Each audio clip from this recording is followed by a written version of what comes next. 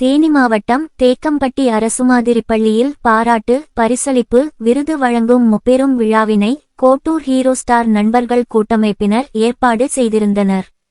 2024-2025 கல்வியாண்டில் 12ஆம் வகுப்பு பொதுத் தேர்வில் தேனி மாவட்ட அளவில் முதல் 3 இடங்களை பிடித்த தேக்கம்பட்டி அரசு மாதிரிப்பள்ளி மாணவிகளுக்கு பள்ளி தலைமை ஆசிரியர் முத்தரசப்பன் மற்றும் உதவித்தலைமை ஆசிரியர் ராஜா ஆகியோர் தலைமையில் சாதனையாளர் விருதுகளை பழனிராஜாவும் ஊக்கத்தொகைகளை சமூக சேவகர் தமிழ்கருப்பசாமியும் வழங்கினார்கள்.